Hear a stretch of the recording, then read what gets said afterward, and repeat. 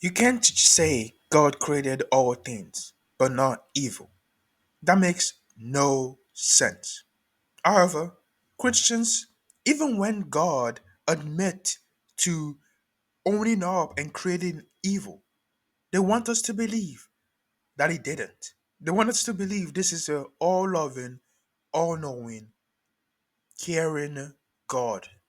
Like that make any sense? Hello and welcome to Black Bear Atheist. Today we are watching a video by Breaking in the Habit. The title of the video is "Can we stop blaming God for cancer?" I don't know. Can we? Let's get into the video. One of the most common criticisms I hear directed at God is the existence of cancer. If God were all powerful and all loving, then why do children get cancer and die? For many, It's really not just the cancer. It's the idea of evil itself. Genocide is one of them. Hurricanes is one of them. Poverty, slavery, and so on. It's more of the idea of evil in general, not just cancer. it feels like a checkmate on God, a trump card to any argument of his love and mercy. How do you look at a suffering child, a family ripped apart by some deadly disease, something that more and more of us are experiencing these days, and continue to trust in God? And it bothers me, like legitimately upsets me. It bothers me too. Why people still worship this God, even when they believe He created them and they're born with cancer. Does that not mean that He created you knowing you will have cancer, designing you with cancer, and was okay with it? How are you still worshiping this God and still believing is a all-knowing, all-loving? I mean, you can believe is all-knowing still, but all-loving God. It doesn't make sense. It's not the sort of thing I can bring up when counseling someone in the midst of their grief, I understand, but I think that it is one of the most ridiculous, illogical, short-sighted things we can say. If we want someone to blame for cancer, I think it's time we took a long look in the mirror of society. No, and guess who created society? God. Okay. According to a 2008 study by Pharmaceutical Research, the two leading causes of cancer-related deaths, making up between 55 and 65% of all deaths, is tobacco and poor diet, namely those with lots of fried foods, heavily processed foods, red meat, and alcohol. Think about that. Of course, I don't trust Christians' numbers, so I have to search this up and find the actual information. But it is right here, so good for that. Like, good we know he's actually using real stats. The study link I'll put down below if you're interested. There's more to this than just what he said, and I'll point that out throughout the video.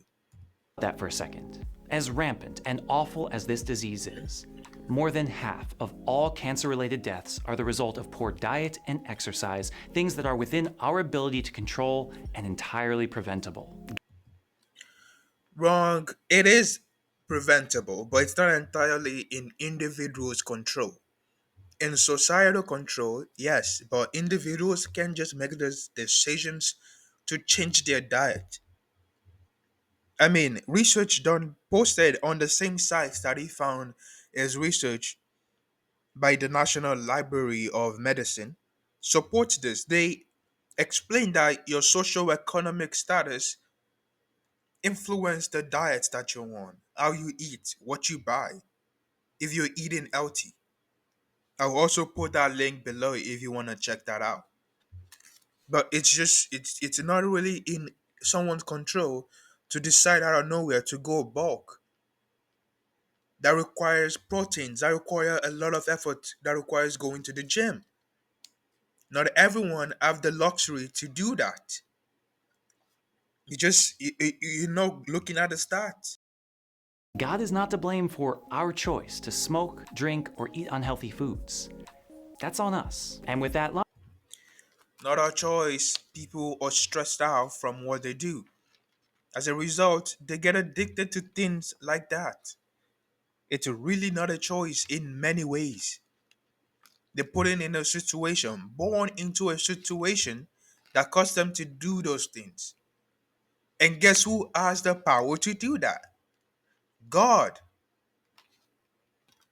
Logic, then so are environmental factors that lead to cancer. While no one of us is responsible for the pollutants that cause us harm, it is the direct result of human choices as a society that are causing cancers today. I'm talking about As a society, no, it's few individuals. Like, not everyone is a billionaire, not everyone is a millionaire. So we're talking top 1% making these decisions for all of us. Does that sound stupid? Yeah, but that's exactly what is happening. Like, not everyone wants to destroy the entire planet, cutting down trees,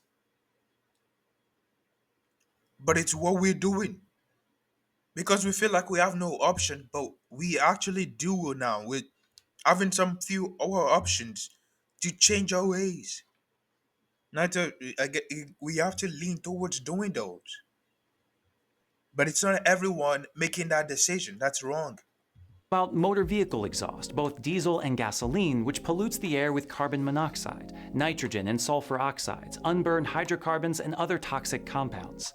It is classified as a Class 1 carcinogen and is linked to both lung cancer and heart disease. Or what about forever chemicals, highly toxic substances that never break down in the environment and have been shown to cause cancer and other diseases, even in small amounts? They're used in Teflon, wrappers for fast food, stain-resistant furniture and carpets, clothing, and even personal care products, making it very easy for them to enter our water and food supply. Nearly every American, including newborn babies, have some amount of these chemicals in our blood. Who hasn't seen those mesothelioma commercials over the years? Have you or a loved one been diagnosed with mesothelioma? Call our law office because we know the cause: asbestos.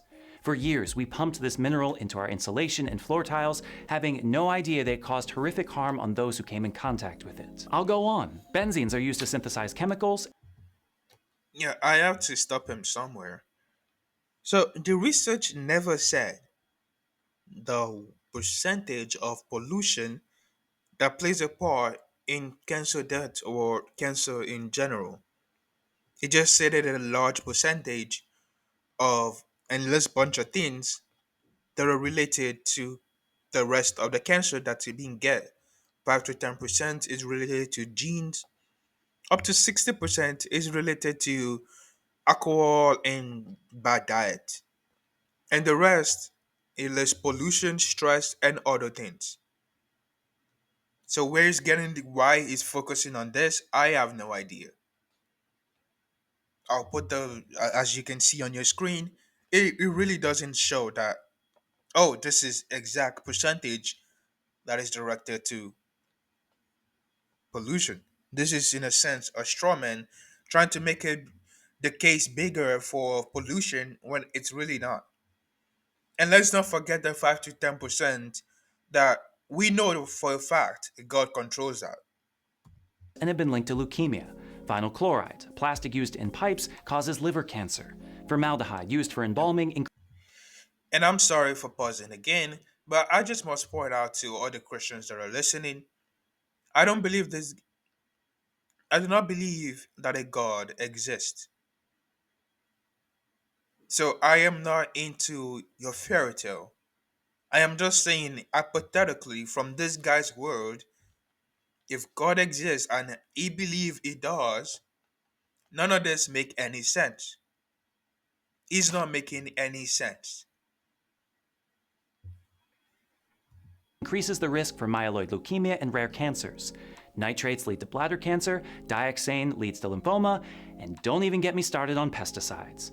In 2022, Monsanto, the company that makes Roundup, paid out $11 billion in litigation for the horrific damage its product caused on the health of ordinary people. At what point are we going to get to the part where God is to blame here? While there is certainly room for wondering about God's intervention and protection, From the very beginning. And what do you mean at what point? From the very beginning.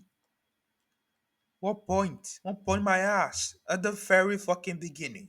a valid question for sure, There has to come a point in our anger and frustration when we realize that not everything is up to God to prevent. When we are the ones creating toxic chemicals and not worrying where they go, burning fossil fuels with reckless abandon, designing everything with single-use plastic that just ends up in the ground or our oceans, literally coating cookware and food storage with substances that will never break down, and in general, stripping the natural world of valuable resources and leaving it a wasteland, I don't know how we have the gall to blame God when a 5-year-old gets cancer. Now, people, take a wild motherfucking guess. Which political party supports everything that I just mentioned? Which political party supports, you know, thinking climate change is a hoax? Which political party? Is it the conservatives? And who are the main supporters? Christians? Oh, I guess they got a fucking different message from God. Make some damn sense.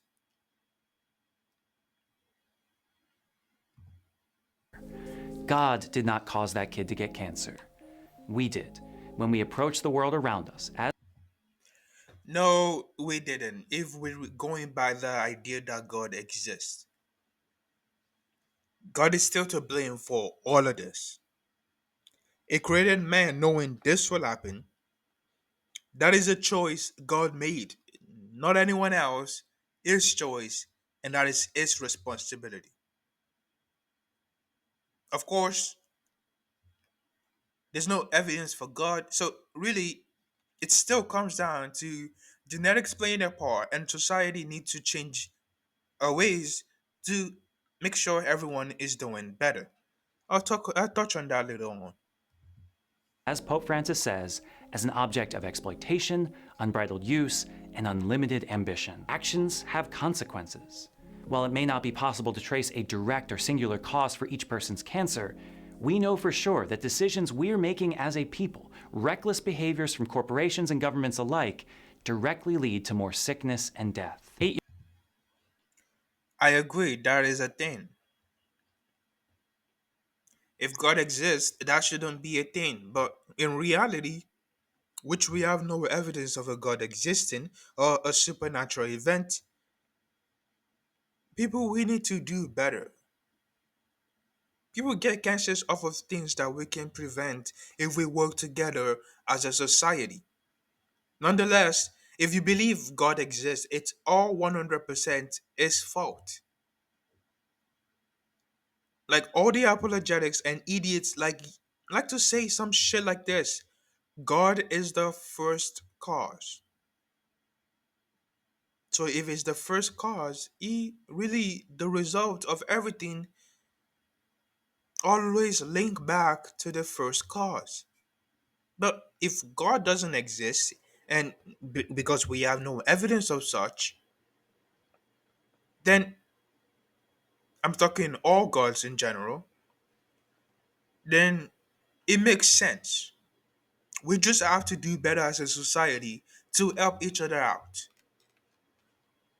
Years ago, Pope Francis tried to awaken us to the immense power we have to cause harm in this world in his encyclical Laudato Si. And earlier this month, he was back to remind us of what little progress we've made.